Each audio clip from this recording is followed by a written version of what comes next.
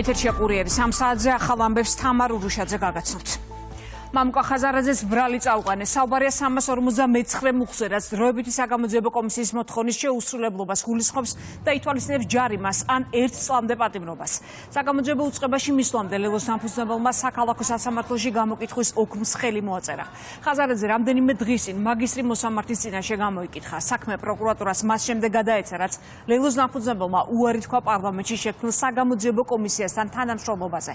კომისია მამუკა ხაზარაძე და ბადრი ჯაფარიძე მაგნატის საქმის განხილვაზე დაიბარა, რომელიც ფლობელიც აცხადებს, რომ ნაციონალური მოძრაობის დროს მას ბიზნესი წაართვეს, ეს კი დავით კეზერაშვილის დავალებით და TBC ბანკის ხელმძღვანელების მონაწილეობით მოხდა. პროკურატურიდან ჟანა აკოფაშვილი უერთდება ახლა კურიერს. ჟანა, დეტალებს ველოდებით შენგან. მამუკა ხაზარაძეს ოფიციალური ბრალი რამდენიმე წუთის წინ წარუდგინეს. ლელოს ლიდერმა თბილისის პროკურატურის შენობა რამდენიმე წუთის წინ დატოვა. რამდენიმე წუთის წინ ასევე გენერალურმა პროკურატურამ გაავრცელა განცხადება, სადაც წერია, რომ ხაზარაძისთვის აღკვეთი ღონისძიების შეფარდების მოთხოვნით საგამოძიებო უწყება სასამართლოს კანონით დადგენილ ვადაში მიმართავს. ლელოს ლიდერის წინააღმდეგ გამოძიება სისხლის სამართლის მუხლით არის დაწყებული, რაც საგამოძიებო კომისიის მოთხოვნის შეუსრულებლობის გამო 1 წლამდე პატიმრობას ამ ფულად ჯარიმას ითვალისწინებს. უფრო კონკრეტულად რა ღონისძიება იქნება გამოყენებული ხაზარაძის წინააღმდეგ, ეს ცხადია, ჯერჯერობით უცნობია. დღეს ხაზარაძე მედიის კითხვებს უპასუხა ბრალის წარდგენის შემდეგ. ლელოს ლიდერს დღეს ახალი არაფერი უთქვამს. ის კვლავ ამტკიცებს იმას, რომ არ აღიარებს საქართველოს პარლამენტის და საგამოძიებო კომისიის ლეგიტიმურობას. დღეს მამუკა ხაზარაძეს მისი მისამართით არსებულ ბრალდებებზე არაფერი უთქვამს. პროკურორმა მარდა ყეყინაშვილმა წამიყენა ბრალი და შესაბამისად ალბათ გვეცოდინება ხვალ სასამართლოზე რა არის, რას მოიცავს ეს ბრალეულობა. აქვე მინდა კიდევ ერთხელ ძალიან მკაფიოდ დავაფიქსირო, რანაირი მუხლიც არ უნდა იყოს ამ ბრალში განსაზღვრული ან სასჯელი, ბრძოლა იქნება აბსოლუტურად ბოლომდე. ვერან ვერ შემაცვლევინებს ამ აზრს მე. ჩვენი ქვეყანა საჭიროებს სწრაფ გადატვირთვას და მოთხოვნა რჩება ძალაში, ეს არის ახალი არჩევნები და ყველა პოლიტპატიმრის, აი ახალგაზრდა ბიჭების განთავისუფლება. ფაქტობრივი მოცემულობაა, რომ დღეს არანაირი ფაქტი, მტკიცებულება, არანაირი სამართლებრივი პროცესი არ მიმდინარეობს, ეს არის პოლიტიკური პროცესი.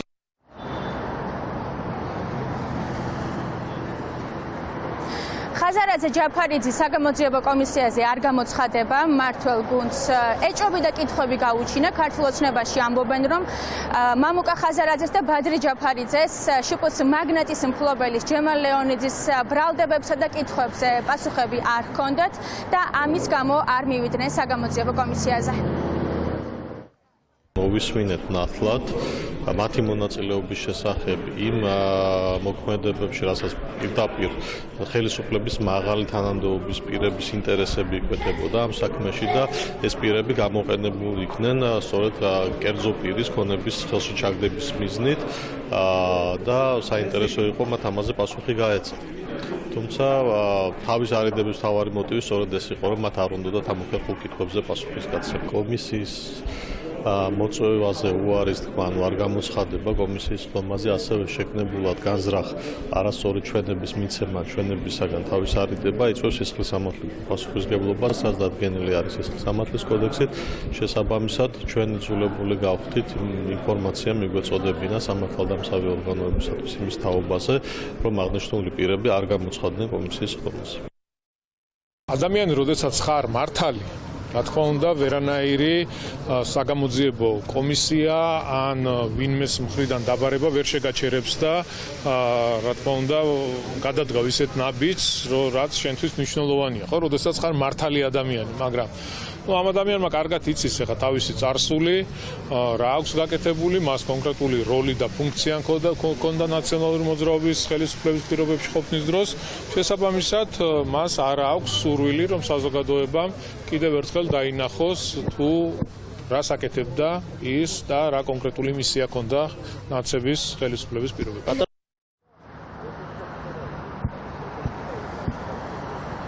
მამუკა ხაზარაძე საგამოძიებო კომისიის ხდომაზე შუპოს მაგნატის საქმეზე იყო დაბარებული, რომლის მფლობელიც ლელოს ლიდერებს წინა ხელისუფლების მაღალ ჩინოსნებთან ერთად ბიზნესის წართმევაში ადანაშაულებს. ხაზარაძე არც საგამოძიებო კომისიის ხდომაზე და არც გენერალურ პროკურატურაში არ გამოცხადდა, ის მხოლოდ მაგისტრი მოსამართლის თანდასწრებით გამოიკითხა. თბილისის პროკურატურაში ბრალის წარდგენის პროცესი უკვე დასრულებულია, როდის იმსჯელებს სასამართლო ხაზარაძესთვის აღკვეთი ღონისძიების შეფარდების თაობაზე კონკრეტული დრო ჯერჯერობით უცნობია. მადლობა ჟანა აკოფაშვილი იყო კურიერის პირდაპირ ეთერში. Հատամարիթխոս Էլենե Խոշտարյան მისი თანაგუნდელები ან ადვოკატი წინასწარი დაკავების იზოლატორიდან ვიდეო ჩანაწერებს. მართლგუნდში აცხადებენ, რომ 3 დღე გავიდა მას შემდეგ, რაც ხოშტარია დააკავეს და მას სოციალურ ქსელში სამართალდამცველების მხრიდან არაადამიანურ მოპყრობაზე ისაუბრა. 29 მარტს შინაგან საქმეთა სამინისტრომ განცხადება გავრცელა, რომელშიც ნათქვამია, რომ იზოლატორში მოთავსების პროცედურები აღმოჩნდილია ვიდეო სამეთვალყურეო კამერებზე. დაინტერესების შემთხვევაში შესაბამის ორგანოებსა და უფლებადამცველს შესაძლებლობა აქვთ გაეცნონ არსებულ ვიდეო ჩანაწერებს. ქართული ოცნების შეფასებით დადასტურდა, რომ ელენე ხოშტარიამ და მისმა მხარდამჭერებმა სიცრუე გავრცელეს, რაც ვიდეო მასალის ნახვის შემდეგ ცხადი გახდებოდა. ადამიანის ღირსების დამამცირებელი მოპყრობის ფაქტი არ უარყო შინაგან საქმეთა სამინისტრომ საკუთარ განცხადებაში, მათ ცადეს, რომ ეს აეხსნათ რაღაცა ნივთიერების ჩემი გამოწერილი წამლის სადღაც ექსპერტიზაზე წაღებას, მე კატეგორიულად არ ვთანამშრომლობ და არ ვითანამშრომლებ არც ერთ ოფიციალურ სტრუქტურასთან, არც სასამართლოსთან, არც შინაგან საქმეთა სამინისტროსთან, არც პარლამენტთან, არც კომისიასთან. ევროპული სტანდარტია პენიტენციურ სისტემაში განთავსების და ასე შემდეგ, აქედან გამომდინარე ყველა ის კანონი და რეგულაცია, რაც არის განსაზღვრული კანონმდებლობით, მინისტრის ბრძანებით სრულად იყო დაცული ელენე ხოშტარიასთან და სხვა ნებისმიერ ადამიანთან მიმართებაში, ვერც პოლიტიკოსი და ვერც სხვა პროფესიის ადამიანი ვერ დადგება კანონზე მაღლა, ეს არის კანონის უზენაესობის მთავარი პრინციპი, ამიტომ თუ ვინმე საინტერესებს სიმართლე, რა თქმა უნდა, პირველ რიგში თავად ელენე ხოშტარია უნდა იყოს დაინტერესებული მისი წამების კადრები აყურებინოს თელ სოფლიოს, იმიტომ რომ ნაციონალური მოძრაობის დროს წამების კადრები ჩვენ გვიხილეთ არაერთხელ და მტკიცებულებები არსებობს, მისმა ადვოკატომ გამოითხოვა შესაბამისი ჩანაწერები და ტელევიზიები ბევრი აქვს გაუშვან და გვაჩვენონ როგორ აწამებდნენ ელენე ხოშტარიას. თუმცა ვინც ნახა გათავისუფლებული ელენე ხოშტარია, ნახავდა რომ მას არანაირი წამების არაფერი ეტყობა. ელენე ხოშტარია ამბობს, რომ მის მიმართ დაირღვა კანონი, შესაძლოა ამბობს, რომ არ დაირღვა. როგორ გავარკვიოთ სიმართლე? მიმართეთ შესაბამის უწყებას, დაიწყება გამოძიება, ამოვიღებთ კამერებს და ვნახავთ, აწამებდნენ თუ არ აწამებდნენ ელენე ხოშტარიას. შესაძლოა წინააღმდეგი ხო არ არის გამოძიების დაწყების. კამერებს ხო არ მალავს, ჩანაწერებს ხო არ მალავს. მისცეს თანხმობა და გავასაჯაროებთ. სალომე ზურაბიშვილი ოპოზიციის ნაწილს შეხვდა. შეხვედრის დასრულების შემდეგ ითქვა, რომ განიხილეს როგორი იქნება წინააღმდეგობის პლატფორმის სამოქმედო გეგმა. მანამდე პარტიებმა და აქციის მონაწილეებმა ყოფილი პრეზიდენტი გააკრიტიკეს. აქციაზე ზურაბიშვილის მიერ გაჟღერებული ინიციატივები მიუღებელი აღმოჩნდა როგორც ოპოზიციური სპექტრისთვის, ასევე რუსთაველის გამზირზე შეკრებილი მოქალაქეებისთვის. ექს-პრეზიდენტმა თქვა, რომ საჭიროა ბრძოლას მიეცეს პოლიტიკური ფორმატი, შეიქმნას წინააღმდეგობის პლატფორმა პროევროპული პოლიტიკური სპექტრის მონაწილეობით. აბა ამ დრომდე რას შვებოდით? ცარიელი სიტყვები, გეგმა ისევ ვერ დაიდო. ასეთია სოციალურ ქსელში ზურაბიშვილის მიმართ გამოთქმული კრიტიკის შინაარსი. ამ თემაზე ანუკა ბუავა მუშაობს დილიდან, ის დეტალებს გაგვაცნობს. ანუკა, ეთერში ხარ. საპროტესტო აქციის შემდეგ ეს იყო პირველი შეხვედრა სალომე ზურაბიშვილისა და ოპოზიციის ცალკეულ წარმომადგენლებს შორის, რომლის შემდეგაც ზურაბიშვილმა ისაუბრა მედიასთან და გააკეთა განცხადება, თუმცა ის არ გამოხმაურებია და არც ერთი სიტყვა არ უთქვამს იმ კრიტიკაზე, რომელიც როგორც სოციალურ ქსელში, ასევე თავად საპროტესტო აქციაზე მიიღო და ისმოდა მისი მისამართით, როგორც ოპოზიციონერი პოლიტიკოსების მხრიდან, ასევე აქციის მონაწილეების მხრიდან. სალომე ზურაბიშვილმა გააკეთა მხოლოდ განცხადება და თქვა, რომ კოორდინაცია თუმცა ტრიბუნასთან როგორც გუშინ დღესაც ის მარტო იდგა და თქვა ის, რომ ოპოზიციის წარმომადგენლებთან გაგრძელდება კოორდინაცია ცალკეულ საკითხებთან დაკავშირებით, მათთვის აქტუალურ საკითხებთან დაკავშირებით და შეთანხმდება საერთო გეგმა, რომლის მიხედვითაც ისინი როგორც ქვეყნის შიგნით, ასევე მის ფარგლებს გარეთ იმოქმედებენ. კოორდინაცია დღეს შედგა, ეს კოორდინაცია, რომელიც გუშინ იქნა გამოცხადებული თავისი წესებით, ის რომ ჩვენ უნდა შევაჯეროთ პოზიციები, პოლიტიკური დევნა იღებს ახალ ეტაპს იჭერს და ჩვენც ამაზე ვართ შეთანხმებული. ეს უნდა იყოს ჩვენი ერთობლივი პოზიციების ერთ-ერთი მიმართულება. ჩვენ მივაღწევთ არჩევნებსაც, პოლიტპატიმრების განთავისუფლებასაც, მაგრამ ჩვენ არ ვირჩევთ სხვა გზებს, რომელიც შეიძლება არსებობს ვიღაცის აზრში, მაგრამ ეს არ არის ჩვენი გაერთიანებული პოზიცია. სალომე ზურაბიშვილთან შეხვედრაზე დღეს არ მისულა ნაციონალური მოძრაობის წარმომადგენელი თინა ბოკუჩავა დადის ხოლმე მუდმივად ზურაბიშვილთან შეხვედრაზე, თუმცა დღეს იყო ეს შემთხვევა, როდესაც ბოკუჩავა არ მივიდა და არც სხვა წარმომადგენელი ამ პარტიიდან. იყო ელენე ხოშტარია, თუმცა არ იყო ზურაგირჩი ჯაფარიძე და არ იყო ნიკა გვარამია, რომელიც გუშინ სოციალური ქსელით აკრიტიკებდა სალომე ზურაბიშვილს და რომლისთვისაც მიუღებელი იყო ზურაბიშვილის გუშინდელი გამოსვლა საპროტესტო აქციაზე. შეხვედრის დასრულების შემდგომ ითქვა ის, რომ მონაწილე მხარეები და ცალკეული პოლიტიკოსები თანხმდებიან იმაზე, რომ ზურაბიშვილის ინიციატივა არის მათთვის მისაღები და ეს არის პლატფორმა, რომელზეც შეთანხმდა მათ შორის ოპოზიცია, თუმცა არა ნაციონალური მოძრაობა, რომლის ადგილსაც ამ მოლაპარაკების მაგიდასთან უკვე ოპოზიციის ნაწილი ვეღარ ხედავს. მათ შორის ისაუბრეს იმ ბანერებთან დაკავშირებით, სააკაშვილის ბანერებთან დაკავშირებით, რომელიც ზურაბიშვილის გამოსვლის პარალელურად მის უკან კადრში ჩანდა და თქვეს, რომ ნაციონალური მოძრაობა ცდილობს პროტესტის დისკრედიტაციას და ისინი ეწინააღმდეგებიან ნებისმიერ პროცესს, სადაც მიხეილ სააკაშვილი არ არის მთავარ როლში. შესაბამისად, ოპოზიცია ამბობს, რომ ნაციონალური მოძრაობის ოპოზიციის ნაწილი ამბობს, რომ ნაციონალური მოძრაობის პოზიციები და დამოკიდებულება გარკვეულ საკითხებთან დაკავშირებით მათთვის არის მიუღებელი. აქამდე პოლიტიკური სპექტრი დადიოდა მოჯადოებულ წრეზე და ცდილობდა შეთანხმების მიღწევას იქ, სადაც ვერ თანხმდება. ახალი სალომე ზურაბიშვილის ინიციატივაში არის ის, რომ ის ცდილობს ამ მოჯადოებული წრის გარღვევას და შეთანხმებების მიღწევას და ძალისხმევის გაერთიანებას იქ, სადაც ეს გამოდის. ის რაც გუშინ ნაციონალურმა მოძრაობამ ჩაიდინა არის სამარცხვინო, მაგრამ ესეც არ არის ახალი, იმიტომ რომ 13 წელია ნაციონალური მოძრაობა თავს ესხმის ყველანაირ პროცესს, სადაც ცენტრში არ არის მიშა სააკაშვილი. სალომე ზურაბიშვილმა გამოაცხადა ის, რაზეც ვიყავით შეთანხმებული. მოლოდინები არაადეკვატური გააჩინა ნაციონალური მოძრაობის უსაქციელობამ და მათი პოლიტიკოსების არასწორმა განცხადებებმა. ეს პროცესი თუ არ მოგწონს და ამ პროცესს თავს ესხმი, ამ პროცესში როგორ უნდა იყო. ამიტომ მე მათ ადგილს აქ ვერ ვხედავ. ჩვენ ევროპული საქართველო ყოველთვის ვიყავით მაქსიმალურად ერთიანობის მომხრე ყველა იმ თავარ და ძირითად საკითხში და ასე გავაგრძელებთ და ვფიქრობთ, რომ ამ პლატფორმას შეუძლია, რა თქმა უნდა, კიდევ ერთხელ ვამბობ საზოგადოებასთან ერთად რეალური, ასე ვთქვათ, ეფექტი მოახდინოს დღევანდელ ვითარებაზე. მე მგონი, რომ ძალიან მკაფიოდ ითქვა, რომ დღეიდან უფრო მეტი, ასე ვთქვათ, ჩართულობით, უფრო აქტიურობით, უფრო მეტი კოორდინაციით იქნება აქამდე ესე რაღაცა პლატფორმის სახელი, მაინც ამბად ხშირად არ გამოიყენებოდა მოგონი. ქალბატონმა ზურაბიშვილმა რა იგულისხმა ამ ფრონტთან დაკავშირებით მე ვერ გეტყვით, არ მაქვს ინფორმაცია. ალბათ თავად მეც ახსნის საქართველოს მოქალაქეების უმრავლესი ნაწილი იქ მიშა სააკაშვილის გათავისუფლების გამო არ დგას. ეს არის ზუსტად ის, რომ მათ ვიწრო პარტიული ინტერესებისთვის ვერ გადაუბიჯებია ნაციონალურ მოძრაობას. მე მახსოვს ისტერიკული შემოტევები, რომ გავერთიანდეთ ერთი სია, ის, ეს, უჩვენოდ გადაწყვეტილება არავინ არ მიიღოს და ასე შემდეგ. ნაცმოძრაობა ჩვენთვის ყოველთვის იყო წითელი ხაზი, დღესაც წითელი ხაზია, მომავალშიც ასე გაგრძელდება. ქართულ ოცნებაში ამბობენ, რომ ოპოზიციურ ველზე სალომე ზურაბიშვილი არც მაშინ იყო მნიშვნელოვანი ფიგურა, როდესაც მას სტატუსი ჰქონდა, პრეზიდენტის სტატუსი და არც ახლა, როდესაც მისი განცხადებები კრიტიკის საგანი და საფუძველი გახდა მისივე მხარდამჭერებისთვის, უმრავლესობაში ამბობენ იმასაც, რომ ოპოზიციას არანაირი პოლიტიკური მომავალი არ გააჩნია. სალომე ზურაბიშვილი, როგორც ჩვენთვის არ არის საინტერესო, ასევე იმ რადიკალური დაჯგუფების წევრებისთვის არ არის საინტერესო. ის იყო მაშინ საინტერესო მათთვის, როდესაც მას ჰქონდა სტატუსი, პრეზიდენტის სტატუსი. რა თქმა უნდა, ზურაბიშვილი არც ლიდერია, არც ლიდერული თვისებები აქვს. შესაბამისად, ის ვერ იქნება ამ რადიკალური დაჯგუფების, ასე ვთქვათ, გამაერთიანებელი ან წარმომადგენელი.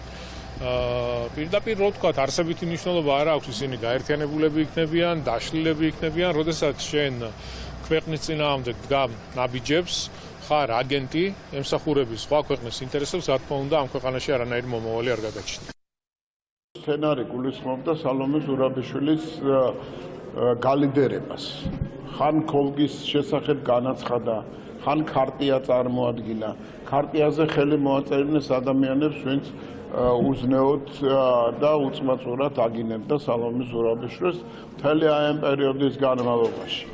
მაგრამ ვერ დაიდგა ეს სცენარი, ვერ გახორციელდა ეს სცენარი, შეუთანხმებლობა ადამიანებისა ერთმანეთში თავარ სტრატეგიულ გეგმას უკავშირდება. ეს არის კოლექტიური ნაცმოძრაობის მიერ რევოლუციური პროცესის განვითარება და სალომე ზურაბიშვილი არ გამოდგება მათი თვალსაზრისით აი ამ გზაზე ლიდერობისათვის და სწორედ ამიტომ დაუდგეს მას გვერდით მიხეილ სააკაშვილის პორტრეტი. ლოზუნგების სიყალდე, თვალთმაქცობა, ადამიანების დამოკიდებულება არა მარტო ერთმანეთის მიმართ, სახელმწიფოს მიმართ, ხალხის მიმართ, საზოგადოების ინტერესის მიმართ, ეს ყველაფერი აღრეულია და შეჯიბრი იმასთან დაკავშირებით, ვინ უფრო მეტი ზიანის მომტანია საკუთარი ქვეყნისათვის, სალომე ზურაბიშვილის წაგებით დასრულდა. ვინ დარჩება ზურაბიშვილის მოუპარკების მაგიდასთან და მის პლატფორმაში ეს ჯერჯერობით უცნობია, ამ დრომდე გამოიკვეთა მხოლოდ ის, რომ საპროტესტო აქციის შემდეგ პირველ შეხვედრაზე ზურაბიშვილთან მხოლოდ ცალკეული პოლიტიკოსები მივიდნენ. მადლობა, ანდუკა ბუავა საუბრობდა პირდაპირ ეთერში. აქციაზე პარლამენტის შენობის მისამართით პიროტექნიკის როლაზე სალჩოების რეაგირებას ელოდება პარლამენტის თავმჯდომარე. შალვა პაპუაშვილი სოციალურ ქსელში წერს. 2 დღის წინ ჩეხეთის, გერმანიის, ნორვეგიის ელჩები და ბრიტანეთის და ჰოლანდიის სალჩოების წარმომადგენლები ესწრნენ და სოლიდარობა გამოუცხადეს NGO-თა გაერთიანებას ადამიანის უფლებათა სახლს, რომელიც პროკურატურის გამოძიების თანახმად ეხმარებოდა პარლამენტთან ძალადობაში ჩართულ აქციის მონაწილეებს დაკისრებული კანონიერი ჯარიმებისთვის თავის არიდებაში, რაც ამავე დროს შემდგომი ძალადობისთვის კარტ ბლანშის მიცემა და მისი წახალისება. გუშინ საქართველოს პარლამენტის სასახლეს კვლავ გაუხსნეს ცეცხლი პიროტექნიკით. ყოველი ამ სალჩოების მხრიდან პარლამენტის შენობაზე თავდასხმის დაგმობას. მით უმეტეს, რომ ეს თავდასხმა მათ მიერ დაფინანსებული NGO-ების ორგანიზებულ აქციაზე მოხდა, წერს პარლამენტის სპიკერი. თემაზე გაკეთებულ პოლიტიკურ განცხადებებს უკვე ლელა ჯავახიშვილი გაგვაცნობს, ის კურიერს უერთდება, გისმენთ ლელა. როგორ აფასებენ პარლამენტთან გუშინ განვითარებულ მოვლენებს, ამ კითხვით ჩვენ იმ ქვეყნების სალჩოებს მივმართეთ, რომელთა წარმომადგენლებიც ადამიანის უფლებათა სახლში არასამთავრობო ორგანიზაციებისთვის სოლიდარობის გამოხატვის მიზნით იმყოფებოდნენ, თუმცა ამ დრომდე დიპლომატიური მისიებისგან პასუხი არ მიგვიღია. ხელისუფლებისგან განსხვავებით კი მათი ოპონენტები ფიქრობენ, რომ პიროტექნიკის გამოყენება პარლამენტის შენობის მისამართით მიუხედავად კანონსაწინააღმდეგო ქმედებისა გამოხატვის თავისუფლების სტანდარტში ჯდება და ელჩებს დასაგმობი არც არაფერი აქვთ. სალუტებით შეიძლება რაიმე თავდასხმა მოაწყო რამე შენობაზე. რა სახელმწიფო შენობაზე თავდასხმას ეს ხო სასაცილო არის. ადამიანების აქვთ ამ ქვეყანაში კონსტიტუციით განსაზღვრული უფლება თავისუფალი გამოხატვის, თავისუფალი შეკრების და ყველაფერი რაც გუშინ იმ მშვიდობიან აქციაზე ხდებოდა თავისუფალი და მშვიდობიანი გამოხატვის ფარგლებში. თუ რაიმე არის არაკანონიერი, ბუნებრივია იმაზე არსებობს რეაგირება. მე არ ვიცი რა რას მეკითხები. მე იქ არ ვიყავი იმ წუთს, ელჩები რა შუაში არის. მართველი გუნდი კი კონკრეტული ქვეყნების ელჩებისგან პოზიციის გამოხატვას ითხოვს. უმრავლესობაში აცხადებენ, რომ დიპლომატების დუმილი კონკრეტულ სამართალდარღვევის ფაქტებსა და კანონსაწინააღმდეგო ქმედებებზე ახალისებს ძალადობრას, მით უფრო მაშინ, როდესაც ისინი სოლიდარობას უცხადებენ არასამთავრობო ორგანიზაციებს. ამ შემთხვევაში საუბარია ადამიანის უფლებათა სახლზე, რომლის ფონდიც პროკურატურაში მიმდინარე გამოძიების ფარგლებში დაყადაღებულია. სულ მოლოდინს ნუ შევიქმნით, არანაირი დაგმობა არ მოხდება, იმიტომ რომ ხდება ამ რადიკალური დაჯგუფებების წახალისება კონკრეტული საელჩოების მხრიდან, კონკრეტული ელჩების მხრიდან და ის, რასაც ხედავდით ჩვენ ბოლო თვეების განმავლობაში, თუნდაც ბოლო დღეების განმავლობაში, საპარლამენტო შენობაზე თავდასხმა, ეს რა თქმა უნდა არის ამ ადამიანების წახალისებული და გარედან დაფინანსებული. მე რამდენად ვაფრთხილებთ, რომ ნუ ერევი შიდა საქმეებში, ნუ აფინანსებთ რადიკალებს, კიდე ახალისებთ ახალგაზრდებს, რომ მეტი ძალადობა ჩაიდინონ, მეტი პიროტექნიკა გამოიყენონ, რომელიც აკრძალულია კანონით და მეტი საციხოდ გაუხადოთ საქმე. განსაკუთრებით მე მინდა გამოვყო გერმანიის ელჩი, რომელიც უკვე მხარეა რადიკალების მხარეს დგას ამ ადამიანმა, რომელიც სხვათა შორის არა ლეგიტიმურია. დამარცხებული პარტიის წარმომადგენელი რევოლუციას გვიწყობენ, აკაც გაგიგიათ ესეთი რაღაცა. ეთყობა ბოლო ისა აქვს დარჩენილი და ბოლომდე უნდა მავნებლობა ჩაიდინოს. მოგიწოდებთ რომ დაგმოთ ის თქვენ მიერ წახალისებული ახალგაზრდებმა რაც ჩაიდინეს გუშინ და პარლამენტის წინააღმდეგ რასაც აკეთებდნენ წუხელთ. რომელიმე გამოდით გელოდებით რომ დაგმოთ ეს. თუ ეს თქვენთვის მისაღებია რომ თქვენს ქვეყნებში პარლამენტის შენობას ახალგაზრდებმა დაუშინონ აი ასე პიროტექნიკა და ცეცხლი გაუხსნა. ჩვენ ვნახეთ როგორ რეაგირებთ მან და საქართველოს დაბალი ღობე გონიათ, ხო? აქ ყველაფერი მოსულა. არა ბატონებო. დიპლომატებისა და არასამთავრობო ორგანიზაციათა გაერთიანების შეხვედრა რამდენიმე დღის წინ გაიმართა. ადამიანის უფლებათა სახლს დამატებითი განმარტება ამ შეხვედრის დეტალებთან დაკავშირებით დღეს ჩვენი კომუნიკაციის მცდელობის მიუხედავად არ გაუკეთებია. მადლობა, ლელა ჯავახიშვილი იყო კურიერის პირდაპირ ეთერში.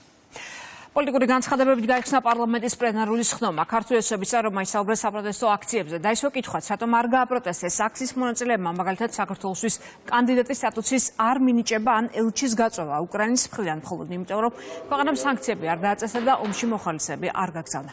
გამომსვლელებმა აქცენტი გააკეთეს ასევე საპარლამენტო საგამოძიებო კომისიაზეც და იმ თემებზე, რომლებსაც კომისია განიხილავს. ბოლო 3 წლის განმავლობაში ჩვენ ვაკვირდებით, რომ უამრავი პროტესტი მოაწყეს ქართული ოცნების წინააღმდეგ. ამ შემთხვევაში მე მინდა მივმართო იმ დემონსტრანტებს, რომელსაც ჩვენ გულწრფელ დემონსტრანტებს ვეძახით. მე მინდა რამდენიმე ფაქტი ჩამოვთვალო, რაც ჩემი გადმოსახედიდან ნამდვილად გასაპროტესტებელი იყო ამ 3 წლის განმავლობაში. მაგალითად 2022 წელს, როდესაც ბატონმა ზელენსკიმ გაიწვია ელჩი საქართველოსთან 2 მიზეზი. ერთი მიზეზი იყო, რომ ჩვენ სანქციები არ დაუწესეთ რუსეთს და მეორე მიზეზი იყო, რომ ჩვენ მოხალისეებით სავსე ჩარტერული რეისი მთავრობის ოფიციალური თანხმობით არ გავაგზავნეთ უკრაინაში, რაც პირდაპირ ესკალაციას გულისხმობდა რუსეთთან. აი ეს ხომ იყო გასაპროტესტებელი. ევროკავშირის წევრი ქვეყნის ელჩმა დემარში მოგვიწყო თითქოს სააკაშვილს კლავდით ვაწამებდით და უნდა გაგვეთავისუფლებინა. არ იცოდით, რომ სააკაშვილი სიმულიანტობდა? 4-ვე რადიკალურმა პარტიამ რომ ბრიუსელში გააგზავნა ეგრეთ წოდებული დანოსი. 18 თებერვალი იყო. 4-ვე პარტიის ხელმოწერა არის, სადაც ევროკავშირს ეხვეწებია, რომ საქართველოსთან გაწყვიტონ ყველანაირი ურთიერთობა. რატომ არ გაუპროტესტეთ ეს არც ერთ პარტიას? მინდა რამდენიმე სიტყვით შევეხო საგამოძიებო კომისიის საქმიანობას, რომელსაც ვთვლი, რომ დღეს არსებული რეალობის გათვალისწინებით უმნიშვნელოვანესი როლი და დატვირთვა აქვს. მინდა მივმართო და ვთხოვო ჩემს თანატოლებს, ახალგაზრდებს, მათ, ვისაც გული შესტკივათ ჩვენი ქვეყნის მომავალზე. დიდი ყურადღებით მოისმინონ და თვალყური ადევნონ ამ კომისიის მსვლელობას, რადგან განსაკუთრებით მათთვის, ვისაც შეიძლება ასაკის გამო კარგად არ გვახსოვს ის საქმეები და დანაშაულები, რაც მაშინდელმა ხელისუფლებამ ქართულ ხალხს გამოატარა, კომისია კიდევ ერთხელ თვალსაჩინოს ხდის და ნათლად წარმოაჩენს თუ ვინ დგას დღეს მეორე მხარეს. ყველაზე მეტად რაც არ მოსწონს ამ კოლექტიურ ნაცმოძრაობას, ეს არის 2008 წლის აგვისტოს ომში მათი დანაშაულების გამომზეურება რომ ხდება. გენერალ მამუკა ყურაშვილის ახსნა განმარტებიდან ნათლად გამოჩნდა, რომ არაუფლებამოსილი სამოქალაქო პირები, მათ შორის ქალაქის მერი თბილისი უგულავა და ისა გიგი უგულავა და არაერთი სხვა უხეშად ერეოდნენ სამხედრო გადაწყვეტილებების მიღებაში, რამაც გამოიწვია გაუმართლებელი მსხვერპლი ორივე და გენერალმა და სხვა დაკითხულმა მოწმეებმაც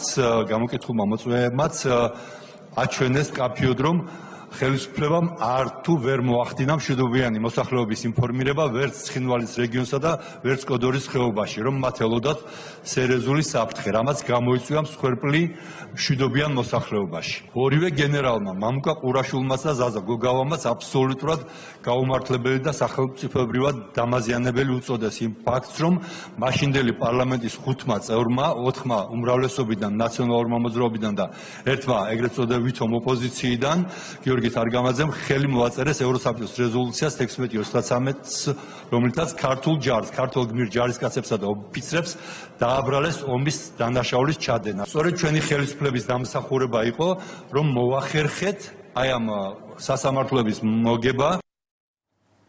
პარლამენტმა დღეს მესამე მოსმენით კენჭი უყარა და დაამტკიცა რამდენიმე კანონპროექტი, მათ შორის ამერიკული ფარას ზუსტი ასლი. მიღებულ კანონს უცხოეთის აგენტების რეგისტრაციის აქტი ეწოდა. კანონით წესრიგდება სუბიექტის უცხოეთის პრინციპიალის აგენტად რეგისტრაციის საკითხები, მისი აღსრულება კი ანტიკორუფციულ ბიუროს დაევალება.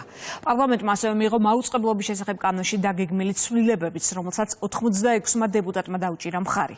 პროექტი ტელე და რადიო მაუწყებლებთან დაკავშირებით ახალ მოთხოვნებს და სტანდარტებს ითვალისწინებს. მათ შორის არეგულირებს ფეიქ ნიუსების გავრცელებას. მაუწყებლებს კი უცხოეთიდან დაფინანსების მიღებას უკრძალავს. დღესვე პარლამენტმა მხარი დაუჭირა ცვლილებებს, რომლებიც საჯარო სამსახურში სხვა ორგანიზაციებისგან სარგებლის მიღებას ზღუდავს. ასევე დეპუტატებმა მხარი დაუჭირეს ცვლილებებს, რომლის მიხედვითაც სამშობლოს ღალატის მუხლი აღდგა.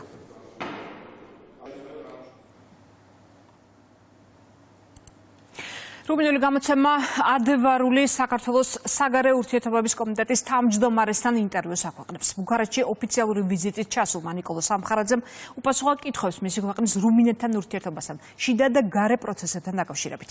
საქართველოს ევროკავშირისგან სამართლიანი დამოკიდებულება სურს აცხადებს ნიკოლო სამხარაძე. მისივე თქმით, ქვეყნისთვის საგარეო პოლიტიკური პრიორიტეტები უცვლელი რჩება და ეს არის საქართველოს წევრობა ევროკავშირსა და ნატოში.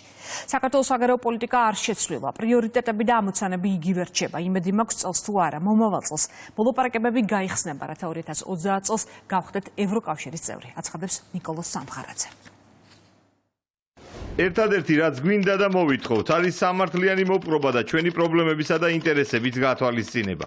უპირველეს ყოვლისა გვინდა რომ ბრიუსელმა გაიგოს რომ საქართველო გეოსტრატეგიული თვალსაზრისით ძალიან არასტაბილურ რეგიონში მდებარეობს. ჩვენ გვჭირდება რომ ევროკავშირმა გააცნობიეროს რომ საქართველო არის რუსეთის ფედერაციის ოკუპაციის ქვეშ მყოფი ქვეყანა, რის გამოც მოსკოვთან კონფლიქტის ესკალაციის ძალიან მაღალი რისკი არსებობს. უფრო მეტიც ბრიუსელის ინსტიტუტებმა უნდა იცოდნენ რომ საქართველო არ არის ის ქვეყანა რომელსაც შეუძლია იმოქმედოს ისევე როგორც სხვა ქვეყნებმა, მაგალითად ესტონეთმა. ეს იმიტომ, რომ საქართველო არ არის ნატოს უსაფრთხოების ხოლგის ქვეშ და არ სარგებლობს ევროკავშირის ეკონომიკური სოლიდარობით. ამიტომ ევროკავშირმა არ უნდა სთხოვოს საქართველოს ისეთი რამ, რაც ევროკავშირში არ გამოიყენება. ჩვენ არ უნდა მოგთხოვონ კანონმდებლობის შეცვლა ან ახალი კანონმდებლობის მიღება, რომელიც არ გამოიყენება ევროკავშირის ფარგლებში. ჩვენ არ უნდა ვიყოთ ექსპერიმენტის ჩატარების ადგილი. ეროვნული ბანკის პრეზიდენტის ვიზიტით ჩინეთში უმრავლესობის ხდომის დასრულების შემდეგ მამუკამ დინარაძემ შეაფასა. მისი განცხადებით, რაც მეტად დივერსიფიცირებულია ეკონომიკური გეგმები, მეტი პარტნიორია მათთან ურთიერთობა კი სარგებლის მეც ქვეყანას არაფერს არ მოუტანს. მისივე თქმით, ის ადამიანები, ვინც ამას ნეგატიურად აფასებენ, ქვეყნის მტრები არიან. რაც მეტად დივერსიფიცირებულია ეკონომიკური გეგმები, მათ შორის მეტი პარტნიორი, განსაკუთრებით იმ ქვეყნებიდან, რომლებიც დომინანტები არიან მსოფლიო ბაზარზე, ძლიერი ეკონომიკები მაქვს მხედველობაში, მათთან ურთიერთობა ბუნებრივია, სარგებლის მეც ქვეყანას არაფერს მოუტანს. ვიღაცამ კი არ უნდა გააგიჟოს და მოატყუებინოს უბრალოდ თავი და გააგიჟებინოს თავი ვინმეს, რომ რაღაც გმირების საკითხი აწუხებს თითქოს. ეს ყველაფერი არის პიარის ნაწილი, როდესაც ომის ჯარზე, საკუთარ ჯარზე დამბრალებელი ეფარება ამწუხელიძის სახას. აი ამ პიარ კამპანიამ მდაბიობამ და უტიფრობამ შეცდომაში არ უნდა შეგიყვანოს და უნდა გამოხვიდე. ვინ რას ამბობს კი არა, ვინ რას აკეთებს აქედან. თუ ადამიანი ზრუნავს, რომ შენმა ქვეყანამ მშვიდობით გაიაროს ბეწვის ხიდზე, ამას თუ აკეთებს შენი ქვეყნის ხელისუფალი. თუ ეკონომიკა აი ამ უდიდესი გამოწვევების მიუხედავად ეკონომიკა ევროპაში პირველ ადგილზეა შენი ქვეყნის და თუ იდენტობასთან დაკავშირებულ საკითხებს პოლიტიკურს, მორალურს, ეროვნულს პირველ ადგილზე აყენებს და გადარჩენისთვის გზაზე იმავე ბეწვის ხიდზე გაიარა ისე სწორად, რომ ერთი თმისღერი არავის ჩამოვარდნია აი ამ ტურბულენტობის პერიოდში ამ ქვეყანას, მაშინ უნდა მიხვდე ბოლო-ბოლო, რომ ეს ხალხი იქცევა სწორად და ის ვინც საპირისპიროს ცდილობდა, ის ხალხი არ არის შენი მოყვასი, შენი მოყვარე, შენიანი, შენ საქმეს და შენი ქვეყნის საქმეს არ აკეთებს, სხვის საქმეს აკეთებს, ვინც არ უნდა იყოს ეს სხვა. მიხაილ ყავალაშვილი დასავლეთისა და აღმოსავლეთის სარდლობების დაარსების დღესთან დაკავშირებით სენაკის მეორე ქვეით ბრიგადაში საზეიმო ღონისძიებას დაესწრო. პრეზიდენტმა და თავდაცვის უწყების ხელმძღვანელმა პირებმა ტერიტორიული მთლიანობისთვის ბრძოლაში დაღუპული სამხედროების ხსოვნას პატივი მიაგეს და გმირთა მემორიალი გვირგვინით შეამკეს. მათ სამწყობრო მოედანზე შეკრებილ პირად შემადგენლობას სიტყვით მიმართეს. პირადის შემადგენლობის წარმომადგენლები უწყებრივი მედლები დააჯილდოეს. ბრიგადის წარმომადგენლებმა პრეზიდენტს ქვედანაყოფის ამოცანების შესახებ პრეზენტაცია წარუდგინეს, რის შემდეგაც მიხაილ ყავალაშვილმა სტუმრების წიგნში ჩანაწერი სატოვა. მე როგორც საქართველოს სამხედრო ძალების უმაღლესი მთავარსარდალი ამაყივარ, რომ ჩვენი ჯარისკაცები ყოველთვის გმირულად და ვაჟკაცურად იცავდნენ და იცავენ სამშობლოს. ჩვენი ქვეყნის მშვიდობის უზრუნველყოფასთან ერთად სასიცოცხლოდ მნიშვნელოვანია საერთაშორისო უსაფრთხოება და მოხარული ვარ, რომ ჩვენ სამხედროებს უმნიშვნელოვანესი წვლილი აქვს შეტანილი გლობალური მშვიდობის შენარჩუნების საქმეში. აუცილებლად უნდა გავიხსენოთ საქართველოს დამოუკიდებლობისა და სოფლიოში მშვიდობის შენარჩუნებისთვის თავგანწირული ქართველი გმირები. ჩვენ არასდროს დავივიწყებთ მათ სიმამაცესა და თავდადებას. თქვენ ქართველი ჯარისკაცები დღესაც ღირსეულად აგრძელებთ ჩვენი გმირების საქვეყნო საქმეს და დაუღალავად ემსახურებით ეროვნული უსაფრთხოების ინტერესებს. მჯერა რომ ღირსეული ქართული ჯარით საქართველოს თითოეული მოქალაქე ამაყობს. თქვენ 10 წლეულების განმავლობაში თავდადებით იცავდით ჩვენი ქვეყნის თავისუფლებას, ტერიტორიულ მთლიანობას და მშვიდობას მსოფლიოში.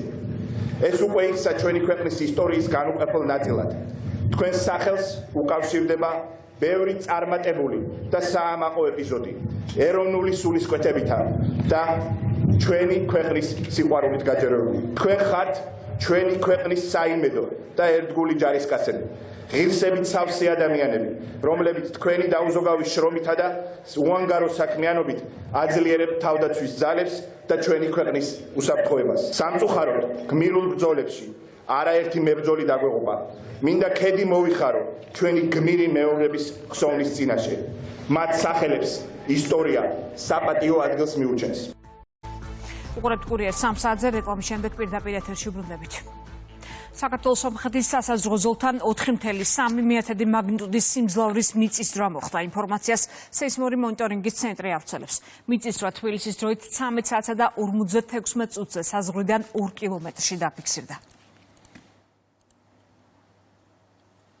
თბილისის პოლიციის დეპარტამენტის თანამშრომლებმა განსაკუთრებით დიდი ოდენობით ნარკოტიკი ამოიღეს. საუბარია 438 აბსოლუტექსა და მეთადონზე, რომელიც სახლში მოწყობილ სამალავებში იყო შენახული. გამოძიება განსაკუთრებით დიდი ოდენობით ნარკოტიკული საშუალების უკანონო შეძენის შენახვის ფაქტზე მიმდინარეობს. დანაშაული 20 წლამდე ან უვადო პატიმრობას ითვალისწინებს. პოლიტიკური ნიშნით დევნასა და ძალადობაში ბრალდებული ძლიერი საქართველოს წევრის ალექსანდრე ელისაშვილის სასამართლო გრძელდება. დღეს პროცესი საქმის არსებითი განხილვის ეტაპზე გადავიდა. მხარეებმა შესავალი სიტყვის უფლებით ისარგებლეს. მანამდე დაცვის მხარემ დამატებითი მტკიცებულებების დაშვებაზე შუამდგომლობა დააყენა, რაც მოსამართლემ არ დააკმაყოფილა. ძლიერი საქართველოს წევრი თავს ამნაშავედ არ ცნობს. ის 4,000 ლარიანი გირაოთია გათავისუფლებული. მომდევნო სხდომაზე სასამართლოზე მტკიცებულებებს გამოიკვლევენ და მოწმეებს დაკითხავენ. ჩვენი შუამდგომლობა რომ დაეკმაყოფილებინა მოსამართლეს ძალიან გაუცდებოდი სიმართლე გითხრათ. მაგ წარმოიდგინეთ რა აბსურდია, რომ მედავებიან პოლიტიკურ დევნას ისეთი კაცის, რომლის პოლიტიკური საქმიანობის შესახებ არ იცის არავინ. მისმა ოჯახის წევრებმაც კი ალი ბაბაევი ვინ არის, რომელი პოლიტიკური მოღვაწეა. ბრალდებულის მიერ ჩადენილი არის ნამდვილად დევნა პოლიტიკურ მოღვაწეობასთან დაკავშირებით. ამაზე წარადგენს ბრალდების მხარეთ შესაბამის მტკიცებულებებს, მათ შორის დაიკითხებიან მოწმეები და რაც ყველაზე მნიშვნელოვანია, ჩვენ გამოვიკვლევთ ვიდეო ჩანაწერს, სადაც დეტალურად არის აღწერილი ბრალდებულის თითოეული ქმედება და ნათლად დაინახავს საზოგადოებაც და რა თქმა უნდა სასამართლოც, რომ მხოლოდ და მხოლოდ ბრალდებული ჩადის იქ დანაშაულს და დაზარალებულის მხრიდან არანაირი დანაშაული არ ჩადის. გარემოს დაცვითი ზედამხედველობის დეპარტამენტმა კახეთში დიდი ოდენობით ხე-ტყის უკანონო მოპოვების ფაქტი გამოავლინა. მოქალაქეებს უკანონოდ მოპოვებული ხე-ტყე სატვირთო ავტომანქანებით გადაჰქონდათ. მასალები საგამოძიებო ორგანოში გადაიგზავნება. გარემოს დაცვითი ზედამხედველობის დეპარტამენტის თანამშრომლებმა კახეთში უკანონო ტყით სარგებლობის ფაქტი გამოავლინეს. დალუქულია დიდი ოდენობით ხე-ტყე. სახელმწიფოზე მიყენებული ზიანი შეადგენს დაახლოებით 13,000 ლარს. ვინაიდან ფაქტი შეიცავს სისხლის სამართლის დანაშაულის ნიშნებს, მასალები გადაიგზავნება საგამოძიებო ორგანოში. სურსათის ეროვნულმა სააგენტომ თბილისში ცხოველთა არალეგალური სასაკლაო გამოავლინა. კურსდარულად მოწყობილი ობიექტი, რომელზეც უხეშად ირღვეოდა სანიტარულ-ჰიგიენური ნორმები, სოფელ შინდისში იყო განთავსებული. ამოღებულია გაურკვეველი წარმომავლობის 800 კილოგრამამდე ხორცი. ფიზიკური პირი დაჯარიმდა, დალუქული ხორცი განადგურდება. მიღებული ინფორმაციის შესაბამისად სურსათის ეროვნულმა სააგენტომ გამოავლინა არალეგალური სასაკლაო, სადაც ხდება წყვილფეხა და მსხვილფეხა ცხოველის დაკლა რეალიზაცია. რაზეც სააგენტო გააგრძელებს მოკვლევას, ასევე ამოღებული იქნა 600 კილოგრამამდე საქონლის ხორცი, 200 კილომდე ცხრის ხორცი, რომელიც დაილუქა სურსათის ეროვნული სააგენტოს წებოვანი ლუქით და ექვემდებარება განადგურებას უფლებამოსილი პირების ზედამხედველობით. დღეიდან თამბაქოს ნაწარმის რეალიზაცია მხოლოდ სადა სტანდარტული შეფუთვით იქნება ნებადართული. კანონის თანახმად ყველა ბრენდი ვალდებულია გამოიყენოს ერთი ფერის შეფუთვა, რომელზეც მითითებული იქნება მხოლოდ ბრენდის და ქვესახეობის დასახელება, სამედიცინო გაფრთხილებებისა და სხვა აუცილებელი ინფორმაციით. 1 აპრილიდან საქართველოში ამოქმედდა უკვე თამბაქოს კონტროლის კანონმდებლობის ერთ-ერთი ნორმა, რომელიც ითვალისწინებს სიგარეტის რეალიზაციას სადა შეფუთვით. აქვე დავაკონკრეტებ, რომ აქ საუბარი არის ჩვეულებრივ ტრადიციულ სიგარეტზე და სამწუხაროდ გარკვეული გამონაკლისი არის დატოვებული გასახურებელი თამბაქოსა და ელექტროსიგარეტების სახით, რომლებიც ისევ ძველებურად გაიყიდებიან სხვადასხვაგვარი კოლოფით. ავარიული სახლების ჩანაცვლების პროექტი გრძელდება ვარკეთილში, კალოუბნის ქუჩაზე, სამშენებლო სამუშაოები დასკვნით ეტაპზე. ამის სამარხზე სამსართულიანი ავარიული შენობის სრული დემონტაჟი მოხდა. მის ნაცვლად 10 სართულიანი საცხოვრებელი კორპუსი შენდება, დაკმაყოფილდება 29 ოჯახი. პროექტის ჯამურღირებულება 7 მილიონ ლარზე მეტია. სამუშაო პროცესს დედაქალაქის მერი გაეცნო. სამუშაოები მთლიანად სექტემბერ-ოქტომბერში იქნება დასრულებული და ამ 29 ოჯახს გადაეცემა უკვე ახალ აშენებულ საცხოვრებელ კორპუსში გარემონტებული, ყველანაირად მოწესრიგებული ფართები. ერთადერთი რაც დარჩება ამ ადამიანებს, ეს არის ავეჯის შეტანა.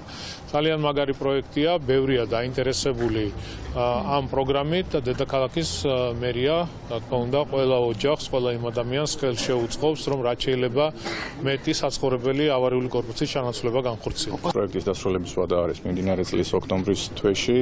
დღის მდგომარეობით პროცესი მიმდინარეობს. ვადას უსწრებთ წინსრებით რამოდენიმე თვით. SBK Construction-ისთვის გახლავთ რიგით მეორე პროექტი ავარიულ სახლების ჩანაცვლების პროგრამის ფარგლებში. პირველი კორპუსი, რომელიც ასევე ვარკეთილში მდებარეობს, უკვე დასრულდა ვადაზე ადრე და 36 მობინადრეს გადაეცა სრულად გარემონტებული ბინა. ამ კორპუსშიც 29 მობინადრე მიიღებს სრულად გარემონტებულ ბინას. პროექტი 2023 წელს დავიწყეთ.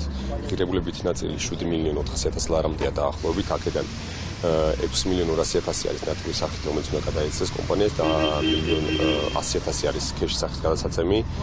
29 მოსახლე ყავს, რომელსაც გადაეცემა თანამედროვე სტანდარტებით კეთილმოწყობილი ბინები. სასამართლოს ვერდიქტის შემდეგ მარინ ლე პენი პირველ კომენტარს აკეთებს. ულტრამემარჯვენე პარტიის ლიდერმა ჟურნალისტებს უთხრა, რომ მილიონობით ფრანგი უკიდურესად აღაშფოთა მის მიმართ იმ პრაქტიკის გამოყენებამ, რომელიც მხოლოდ ავტოკრატიული რეჟიმებისთვის არის დამახასიათებელი, ის კი არ დაუშვებს მის ჩამოშორებას ქვეყნის პოლიტიკური ცხოვრებიდან. სასამართლომ ოპოზიციონერი დამნაშავედ ცნო ევროკავშირის ფინანსების ბოროტად გამოყენებაში, მას არჩევნებში მონაწილეობა ეკრძალა.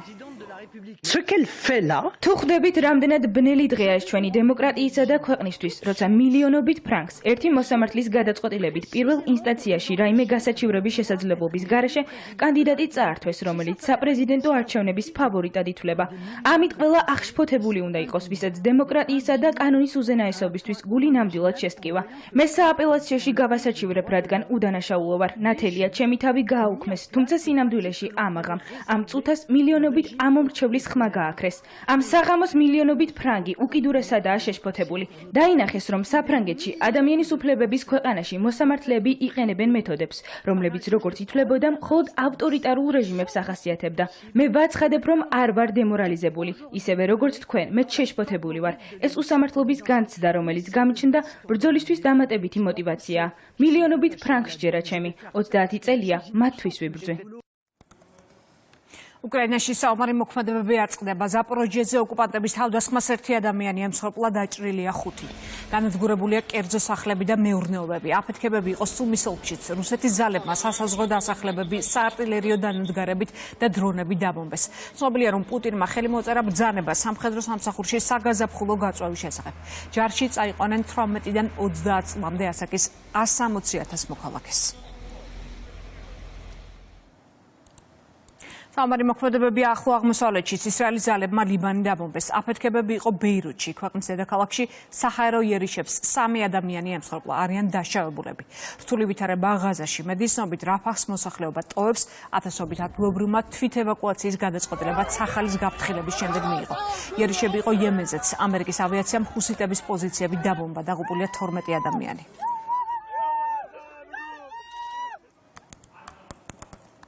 ძლიერმა ქარიშხალმა საბერძნეთის კუნძულებს პაროს და მიკონოს დაარტყა. წყალდიდობის გამო დაიხურა სკოლები, აკრძალულია საავტომობილო მოძრაობა. პაროსის მთავარ ქალაქებში დატბორილია ტურისტული უბნები. მაშველებმა სტიქით დაზარალებული რაიონებიდან 13 ადამიანი გამოიყვანეს. ეს ხო ბოლო ინფორმაცია კურიერი გემშვიდობებათ 6 საათამდე თქვენ კი დღის სხვა სიახლეებს გაიცანთ ჩვენ ვებგვერდზე. რუსთავი 2.g. დროებით.